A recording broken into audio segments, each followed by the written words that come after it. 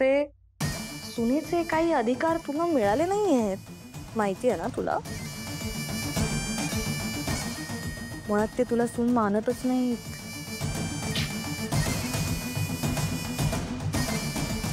ए, तुझी भविष्यवाणी सांगू? फ्री मध्ये.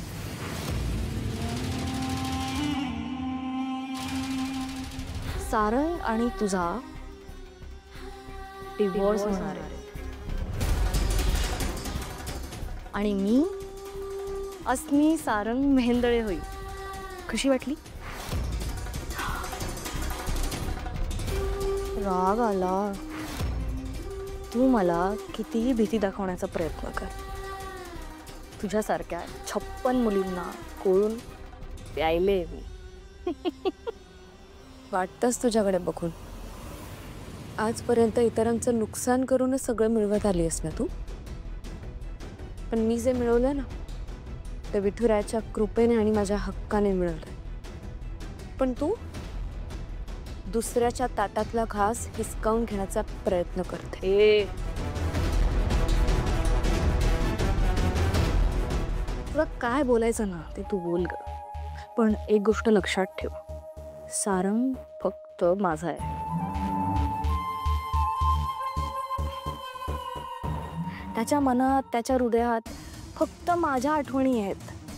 त्याच्या डोळ्यासमोर फक्त माझा चेहरा आहे. त्याच्या कानात फक्त माझा आवाज ऐकू येतो. इनफॅक्ट त्याला फक्त मीच दिसते, अस्मी, आणि यापुढे दिसत राहील. त्यामुळे तुला जे प्रयत्न करायचे आहेत ना ते तू कर. Good night.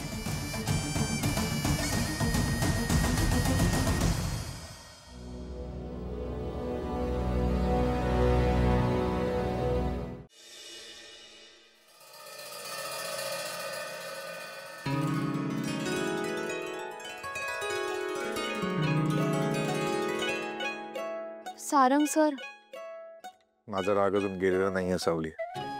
ते माहिती आहे मला, त्याबद्दल मी काही बोलतच नाहीये. शेवटी तुमचा राग आहे, तुमच्या मर्जीनेच जाणार ना. पण रात्री मी तुमच्या खोलीत तांब्याच्या भांड्यात पाणी भरून ठेवलं होतं, ते तुम्ही प्यायलात का?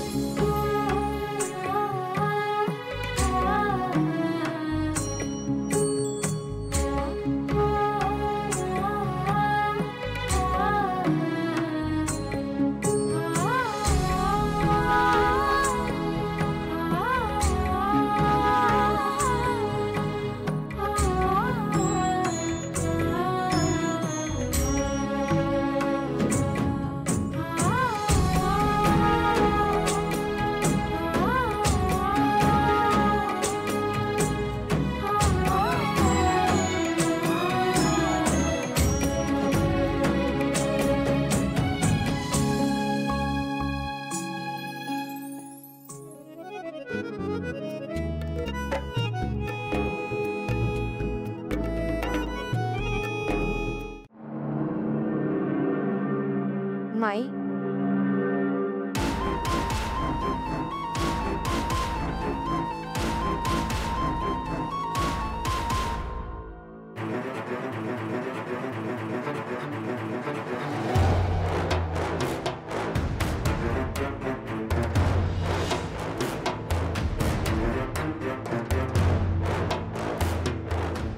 अरे सोहम, तू इथं कसा?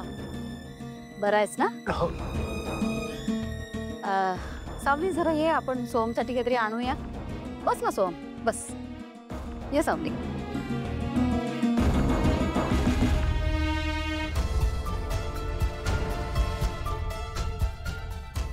सोहम, कशी आहेस? I am not okay Soham. काय झालं? सोहम, मम्माने माझा फोन काढून घेतलाय रे. आणि आता तर मला घराच्या बाहेर पडायची परमिशन सुद्धा नाहीये.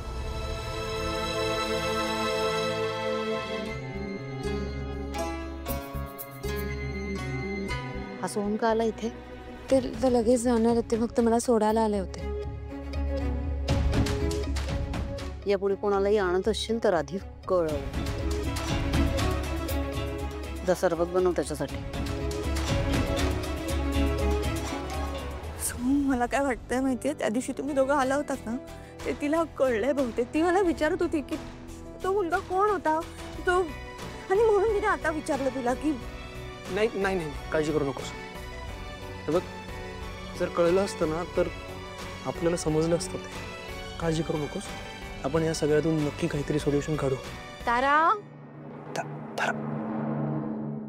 तारा, यश कसा चालू आहे? घे सोहम.